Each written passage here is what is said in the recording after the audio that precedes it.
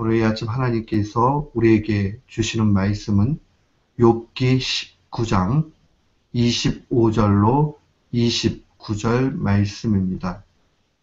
욥기 19장 25절로 29절.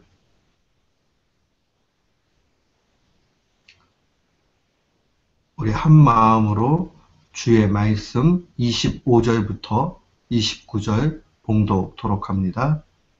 내가 알기에는 나의 구속자가 살아계시니 후일에 그가 땅 위에 서실 것이라.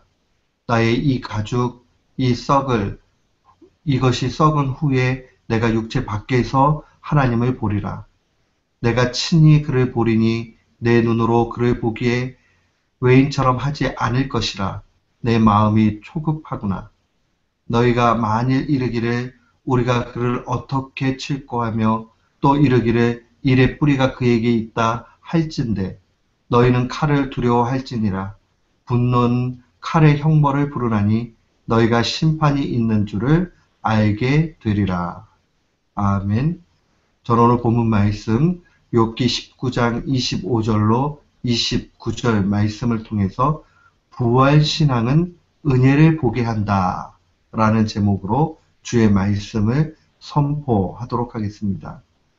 오늘 이 아침에 우리가 493장 나 이제 주님의 새 생명 얻은 몸 이 찬양을 드렸습니다. 우리가 주님 안에서 새 생명을 얻게 되면 바뀌는 것이 무엇이냐? 바로 후렴에 계속적으로 나오는 영생을 맛보며 주 안에 살리라.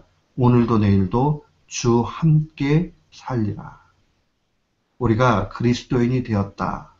주님 안에 살게 되었다 하는 것은 영생을 맛보며 영생을 경험하며 사는 것을 의미합니다. 이 영생을 맛본다라는 신앙 고백을 할 수 있는 것은 이 부활신앙을 전제로 합니다. 부활신앙의 비전 가운데 있는 사람만이 바로 영생을 이 땅 가운데 맛본다라고 그렇게 고백하는 겁니다. 부활이 없다면 종결되기 때문에 죽음이 그 인생의 종결로 끝납니다. 그러니 영생을 맛볼 수가 없지요. 그러나 하나님의 지혜 차원에 깊이 들어가기 시작하면 이 부활과 영생이 믿어지게 될 뿐만 아니라 그것을 삶 속에서 누리며 살게 됩니다.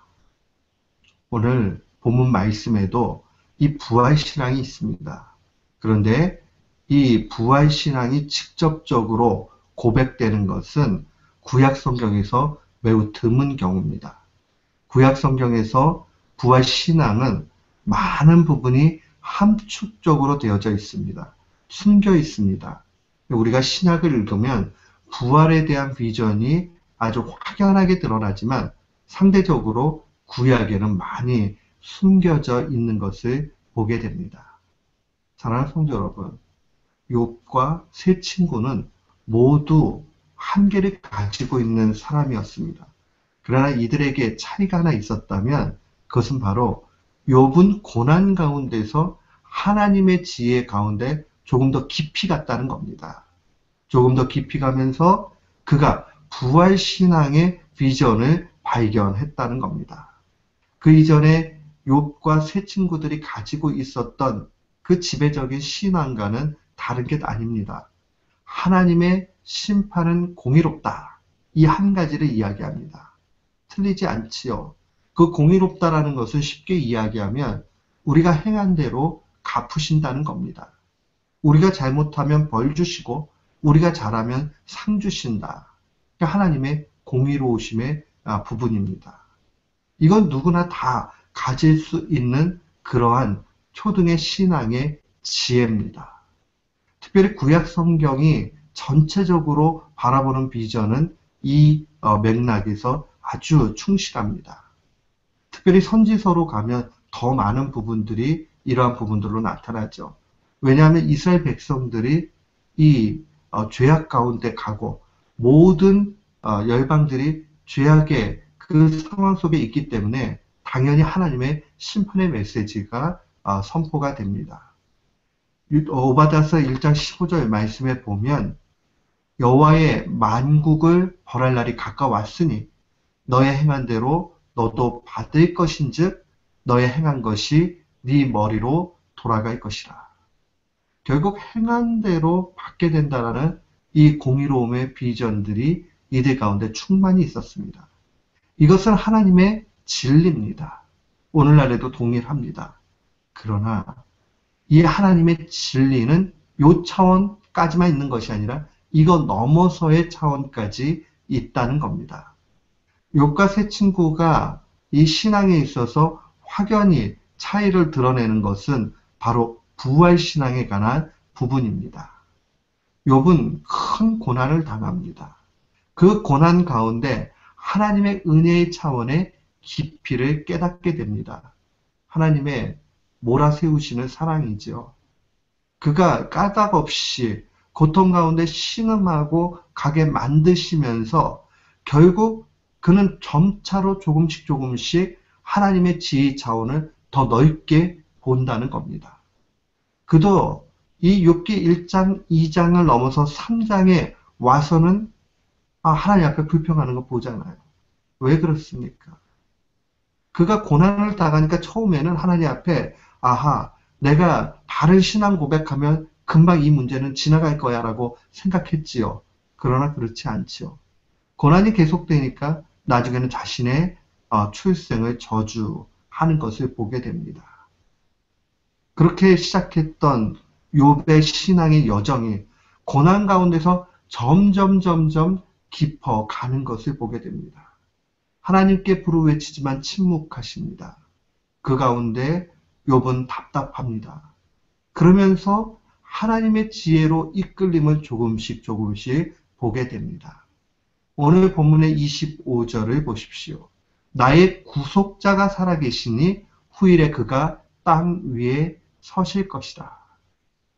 구약의 신앙 가운데, 특별히 이 욥의 신앙 가운데 이 말씀은 확연하게 그가 부활 신앙을 가지고 있다는 것을 보게 됩니다.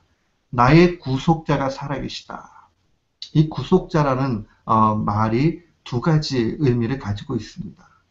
하나는 우리가 잘 아는 대로 우리의 구원자를 의미하는 겁니다. 근데 이 구원자를 표현할 때 이 구속자는 좀 더 근원적인 의미를 갖습니다. 그것은 바로 이스라엘의 특별한 제도 가운데 있는 것입니다. 그것은 무엇이냐면 어떠한 신분에 있는 사람이 자기가 경제적 능력이 없어요. 그러면 그 친척들 가운데서 기업을 물어줘야 됩니다. 그래서 빚을 내고 탕감해 주거나 아니면 대신 무언가 속전을 줘야 되는 그러한 일들이 있었습니다. 그들의 가족 제도 중에 또 사회를 운영해 가는 그러한 제도 중에 하나였습니다.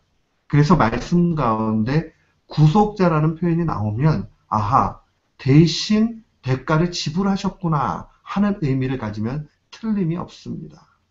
그는 분명히 고백을 합니다. 나의 구속자가 살아계시니 후일에 그가 땅 위에 서실 것이다. 결국 자신을 대변할 그러한 변호인, 하나님께서 마련하신 그 구속자가 분명히 있을 거라는 분명한 신앙을 가지고 있습니다. 그리고 그는 26절, 27절에 아주 확연한 부활신앙을 고백합니다. 이 가죽, 육체를 얘기하죠. 이것이 썩은 후에, 썩었다는 얘기는 죽었다는 얘기죠. 육체적인 죽음 이후에 하나님을 보게 될 것이다. 그날에는 환하게 모든 것을 알게 된다는 것이죠.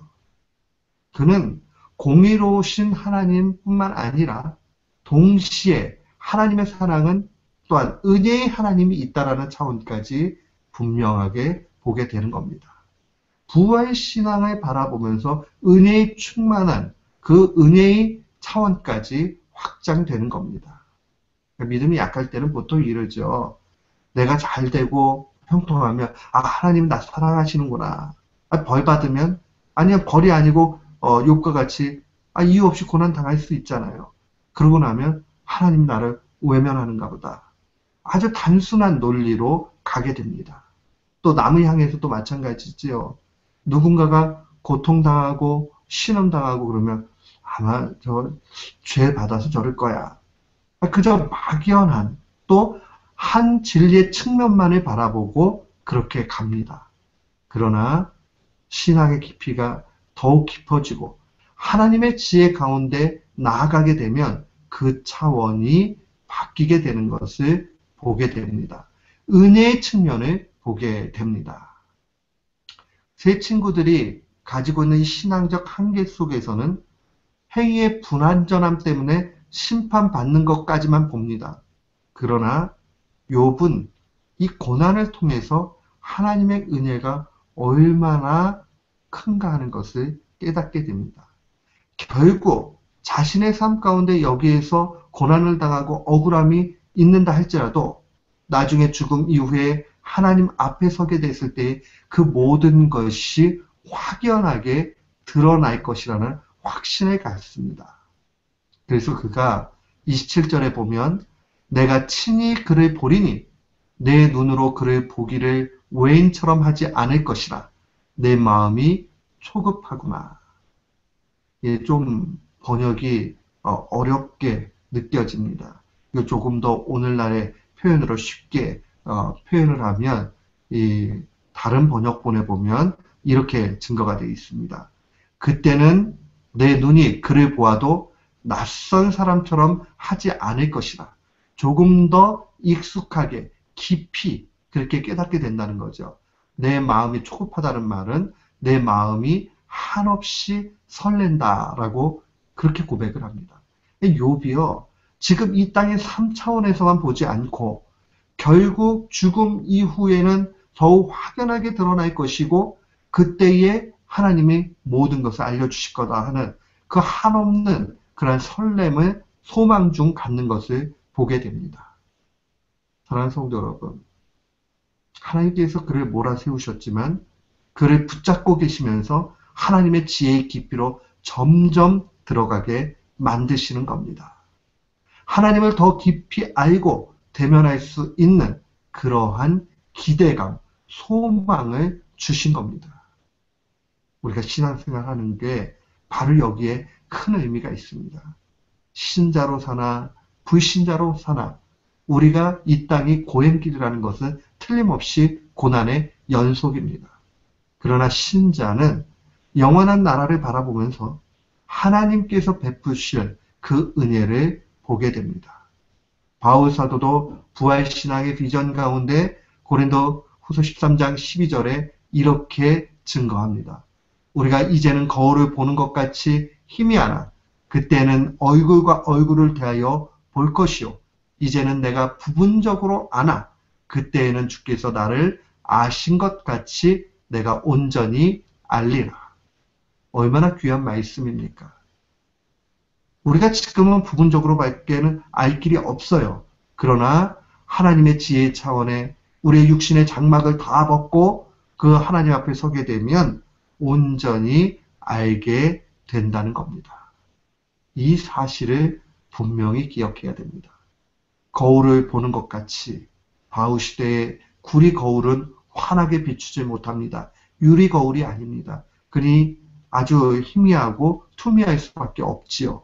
그러나 그때 이 영원한 나라에 들어가게 될 때는 얼굴과 얼굴을 맞대는 것 같이 그렇게 환하게 본다는 겁니다.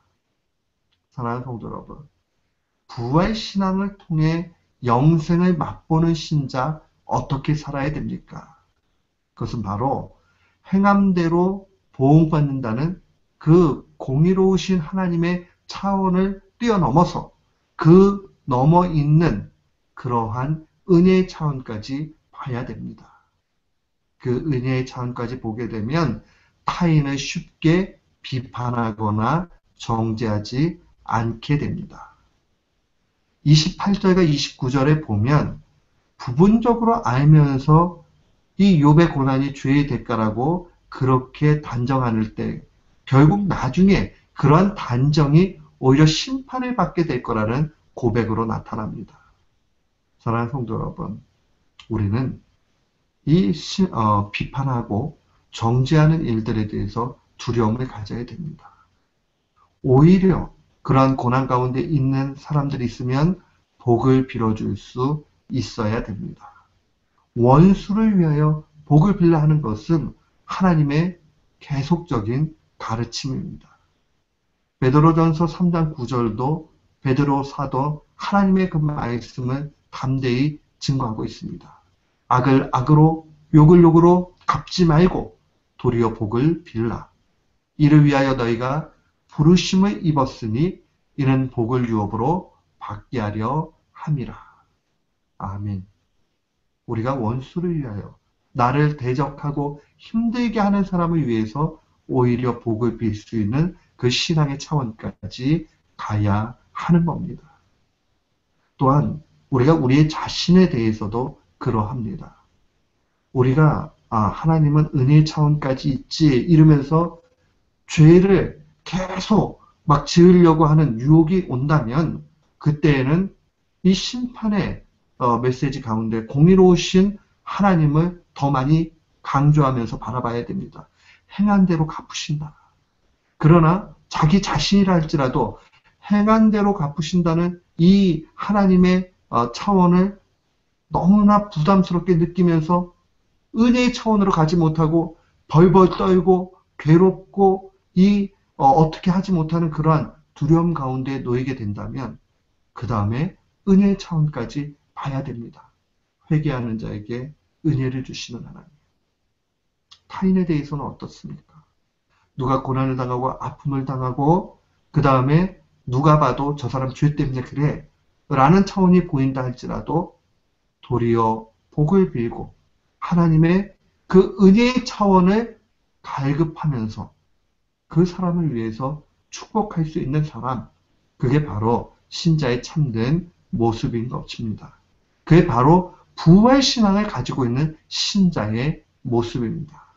사랑하는 성도 여러분, 이 사실 기억하면서 이 말씀 가운데 날마다 승리하는 귀한 교우들 되시기를 주님의 이름으로 축원합니다.